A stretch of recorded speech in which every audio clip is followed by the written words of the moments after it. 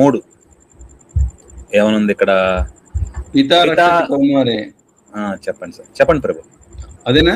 అదే ఇదే నేను వేరే స్క్రీన్ లో ఉన్నా. పితా రక్షతి కౌమారే భర్త రక్షతి యౌవనే రక్షంతి స్థవిరే పుత్ర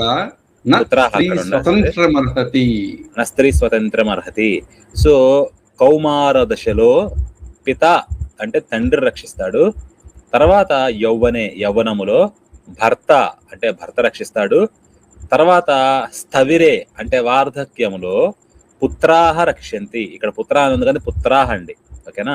సో పుత్రాహ రక్షంతి, పుత్రులు రక్షిస్తారు. నస్త్రీ స్వతంత్రమర్హతి అని చెప్పేసి.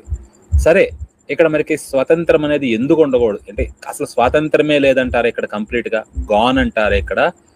ఎందుకు ఇక్కడ తీసేశాడంటే దీనికన్నా ముందు ఉంటుంది కదా, దీంట్లోకి వెళ్ళాలి. సో 2వ శ్లోకం అన్నమాట. ఇందులోకి వచ్చేస్తే ఇక్కడ స్త్రీల గురించి ఏమంటున్నాడంటే మను అస్వతంత్రాః స్త్రియః కార్యాః పురుషైః స్వైర్దివానిశం విషయేషు చ సజ్జంత్యః సంస్థాప్య ఆత్మనో వశే అని చెప్పి.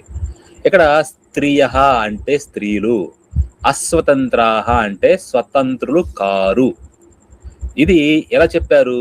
పురుషైః పురుషుల చేత, స్వైహి అంటే తమ సొంతంగా, కార్యాః చేయదగినది. సో పురుషులు అనే వాళ్ళు దివానిశం అంటే పగలు రాత్రి కూడా ఆడవాళ్ళు అస్వతంత్రులుగా ఎవరు పురుషులు చేయాలి అని చెప్పి. ఎందుకు? విషయేషు అంటే విషయములలో.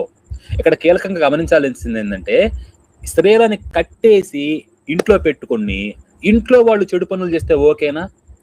తాగుడు, ధూమపానం, ఇంకా దరిద్ర పనులు ఇంకేమైతే ఉంటాయి ఇవన్నీ ఇంట్లో చేస్తే ఓకేనా వాళ్ళని ఇంట్లో ఉన్నప్పుడు?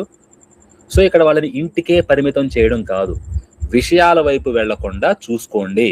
విషయేషు వాళ్ళు అటువైపు వెళ్లకుండా మీరు దివానిషాలు కూడా జాగ్రత్తగా చూసుకోండి అని చెప్తున్నాడు. విషయేషు చ సజ్జంతి అంటే వాళ్ళకి ఆసక్తి సంస్థాప్య కాకుండానట్లు మీరు ఆత్మనో వశే మీరు వాళ్ళ కంట్రోల్లో పెట్టండి అని చెప్పేసి ఇక్కడ స్త్రీలు ఎందుకు అంటున్నాడు. తర్వాత అంటే